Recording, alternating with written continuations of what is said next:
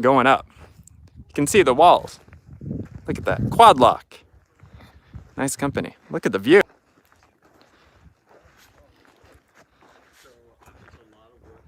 It's the white stuff. Yeah, so we started on Monday morning.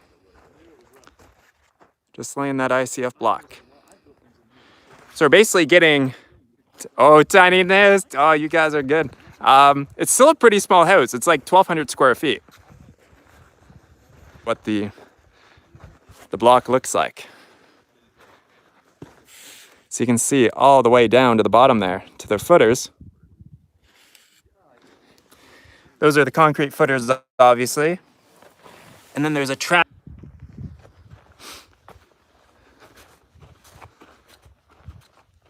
Sorry, I lost you guys there. Look at that nice straight wall. Beautiful. Very nice. So now we're getting to the point here. Yeah, so the foam will stay. So with insulated concrete form, basically you fill this up with concrete. So you've got your thermal mass in the house, and then you've got 3 inches of foam on either side. So it's incredibly insulative, and it's, as you can see, it is a lot easier and faster than doing an earthen cell structure. It can just go up so much faster, which is one of the main benefits of doing this building style. Yeah, so there'll be concrete that'll be pumped in from above, and it will go into the airspace there. And that gives you obviously the strength of the walls and the rigidity of them. Yeah, this style of building will really work in definitely most places around the world. So it's great in desert climates. It's great in cold climates.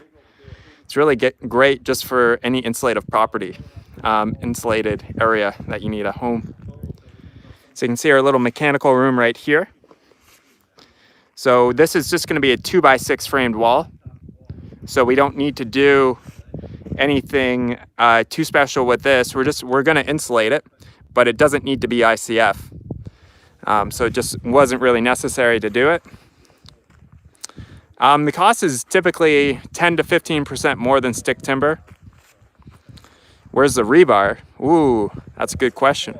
We've got a special product coming in that means that we're not going to need to place rebar in the walls. It's a basically we're going to be using a product called Helix steel, and Helix steel is an additive to the concrete, and it's called a micro rebar, and you can use that in the ICF walls, so you don't need to put rebar in it, but there will essentially be rebar in it. It's just kind of like building with little Lego blocks here. It's incredibly easy to learn how to do this. Like after, working on this for a few days, it's really not that hard. It's a very simple building technique. So you can see the rebar that was sticking up. I think that one was just a little bit out of position, but you can kind of see there's one right there that we had to cut. And then you can see the rebar sticking up. So that provides shear strength.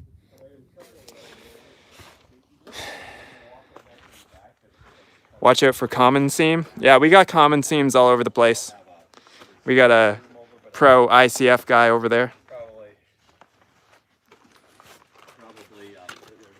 So we don't need to do rebar because we're getting Helix steel, and it's just a fiber micro rebar that's mixed in with the concrete.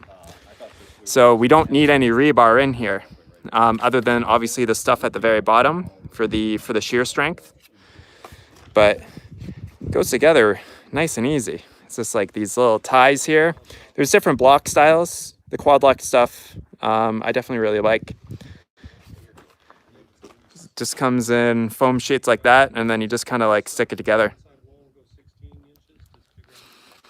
Yeah, so we're gonna go up to about 12 feet, 12, 13 feet, and pour the first wall, and then we're gonna be doing 2 pours. So right now we're getting to the point where we want to put in all of our window bucking. So the bucking basically frames out where the windows are going to go. I have no idea when it's all going to be done.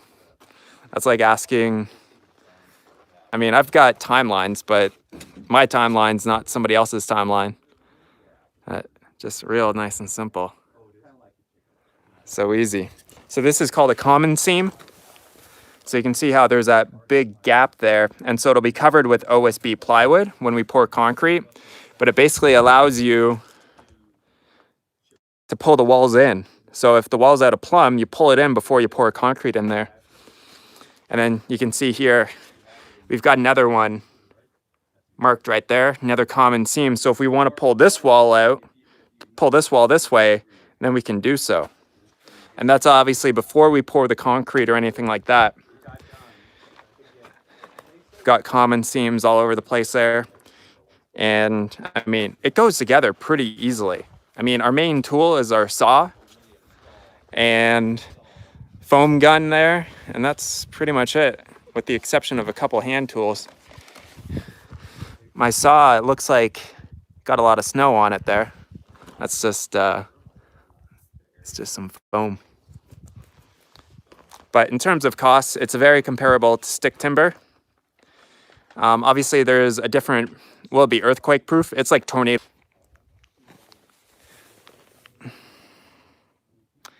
All right, guys, I keep getting kind of spotty reception, but I just wanted to show you this. Somebody's always got to get their finger in the concrete there, eh? Hannah and Derek 2020. Nobody's going to see that even, because there's going to be a wall on top of that. Door for the mechanical room. So we'll have all of our HVAC stuff. Probably electrical panel will be right here going up the wall. Blower unit for the HVAC, water heater, buffer tank. And then I've got all these sleeves in here. So this is going to be for all the PEX water lines and anything that we're running in and out of here. Yeah, surface run pretty well everywhere. So it's going to be a lot of conduit work. And conduit work, it's my best friend right there. So it's going to be, yeah, that kind of like really cool industrial style building. Exposed ductwork, exposed plumbing, exposed electrical. We just put it all out in the open. The PEX probably wouldn't be exposed. It'll be kind of hidden, but kind of get the idea with that.